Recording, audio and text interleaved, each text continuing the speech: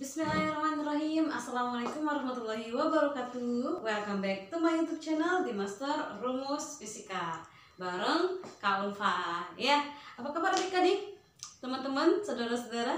Baik ya. Nah, seperti biasa kita akan melanjutkan materi kita tentang fisika, meneruskan materi-materi sebelumnya.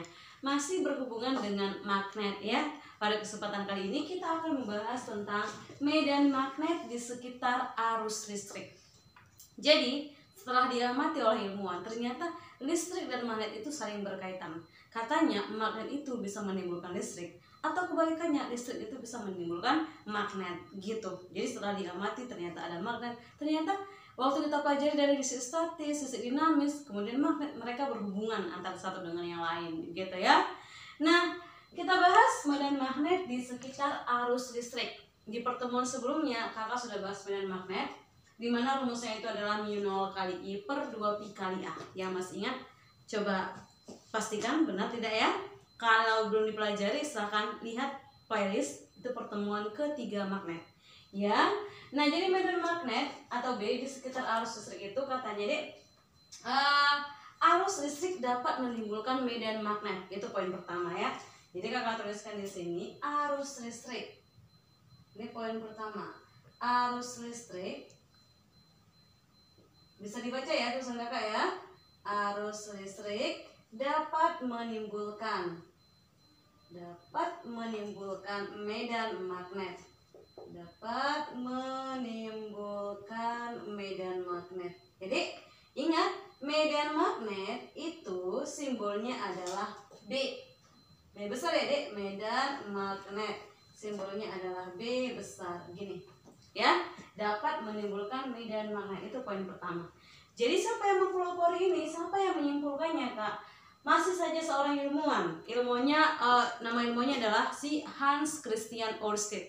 Jadi Pak Hans Christian Ørsted ini adalah seorang ilmuwan asal Denmark ya. Jadi beliau lah yang mengamati ada hubungan antara arus listrik dengan si magnet ya. Jadi kakak tuliskan ini supaya kalian ingat menghargai beliau ya. Jadi kakak bikin di sini, penemunya adalah Pak Hans Christian ya, Hans Christian Ørsted. Nah, Hans Christian Ørsted, ilmuwan asal Denmark kakak bilang tadi.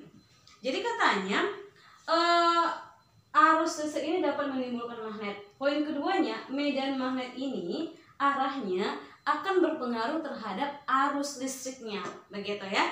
Jadi kakak bikin di sini poin yang kedua adalah arah medan magnet. Nah, arah medan magnet. Arah medan magnet dipengaruhi. Arah medan magnet dipengaruhi oleh siapa tadi kakak bilang? Oleh arus listrik. Iya, arus listrik. Coba deh, arus listrik itu simbolnya adalah apa? Adalah I kan? Listrik dinamis simbolnya adalah I. Jika arus listrik berubah, jika arah arus listrik berubah, maka otomatis arah medan magnet juga pasti berubah. Nah, itu kan otomatis. Karena di sini poinnya kan katanya bergantung pada arus listrik. Oke, kakak teruskan ya menyikapi poin yang kedua. Berarti kakak buat di sini deh, jika arah arus listrik. Nah, ini jika arah arus listrik berubah, jika arah arus listrik berubah,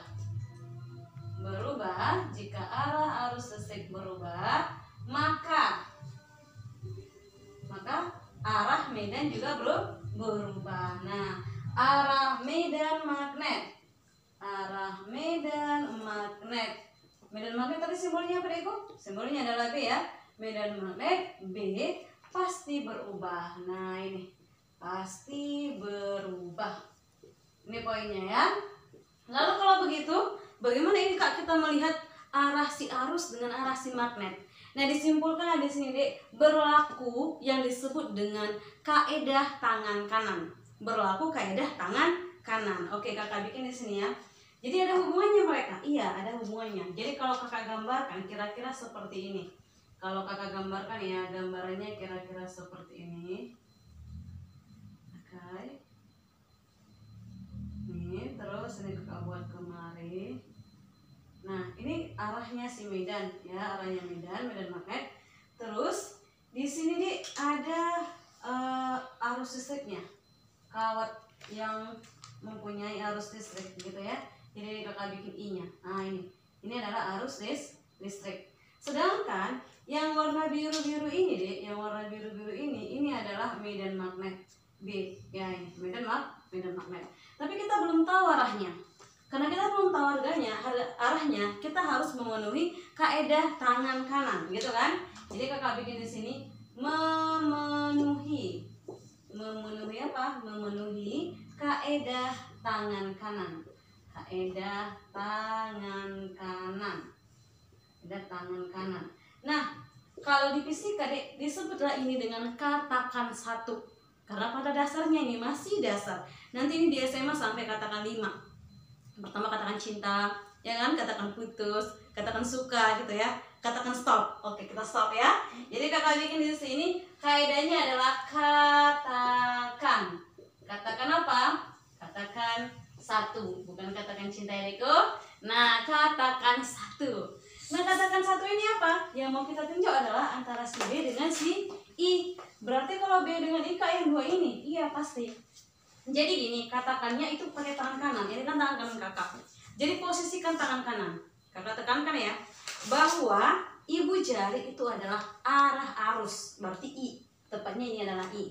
Sedangkan medan magnet itu adalah si 4 jari. Si 4 jari. Kakak ulangi ya. I-nya ibu jari, 4 jarinya adalah medan magnet atau B. Ini arahnya. Kaidah tangan kanan. Jangan ganti-ganti deh. Kak, aku bikin tangan kiri ya. Nggak boleh. Yang pasti adalah tangan kanan. Tapi posisi kita boleh berbalik. Misal ya, berbaliknya seperti ini. Kakak bikin. Nah ini tetap aja kan ini tangan kanan kakak. Ini adalah 4 jarinya. Begitu. Nah kalau kakak gambarkan, gambarannya seperti ini deh. Kakak tak pandai-pandai kali menggambar ya dek. Tapi kakak bikin seperti inilah gambarannya. Inilah si jempol itu kan. Nah ini jempolnya. Terus ini kakak bikin 1, 2, 3, 4. Jadi kakak buat ini 1, 2, 3. Kurang 1 ya dek. Nah ini 4. Cocok ya. Berarti kan ini jempol. Cocok. Ini si 4-nya. Cocok kan? Nah berarti ini adalah si I-nya. Ini adalah si B.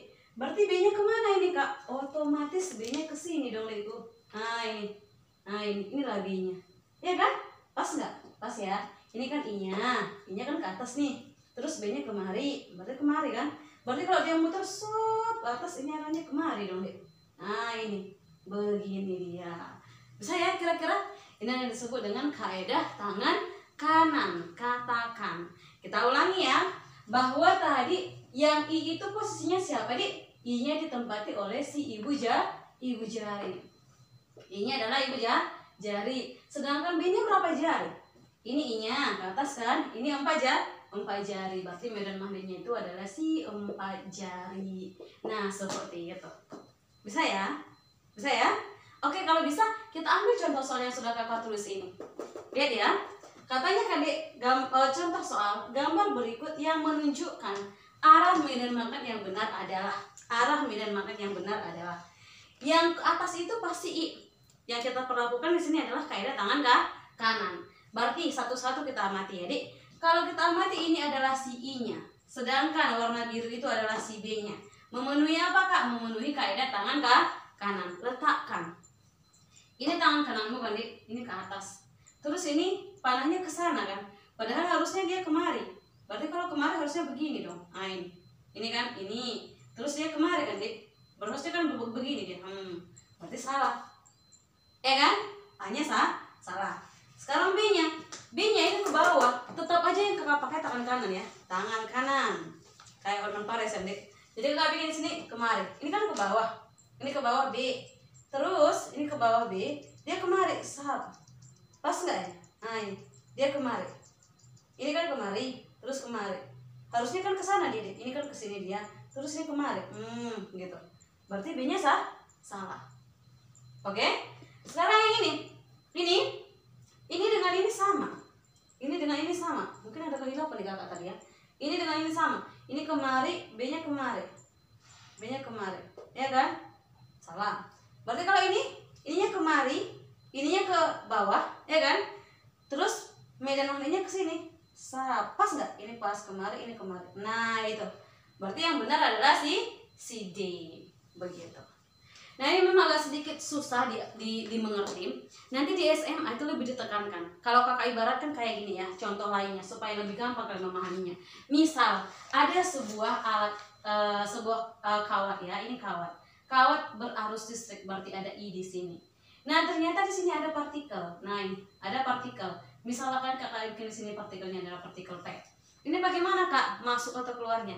Begini aja diingat. Kalau ini kan I-nya, berarti B-nya kemari. Nah, berarti B-nya ke dalam kan? Berarti kalau dia ke dalam arahnya ke sini Dek. Begitu. Ya, atau kalau kalian ambil begini Dek, ini I, terus ini ada partikel di dalamnya. Kalau bunyi, berarti itu masuk. Kalau keluar, berarti itu dot. Nanti dipelajari di SMA. Tapi kalau sekarang ini aja lah dulu Dek. Yang penting I-nya ke atas, B-nya kemari. Nah, itu arahnya. Bisa kira-kira ya? Dia mengerti ya Dek? Ya? Kalau tidak mengerti nanti coba kasihkan komentar supaya kakak kasihkan suatu tambahan lagi buat kalian ya. Di soal-soal nanti kita bahas. Oke? Oke kalau begitu.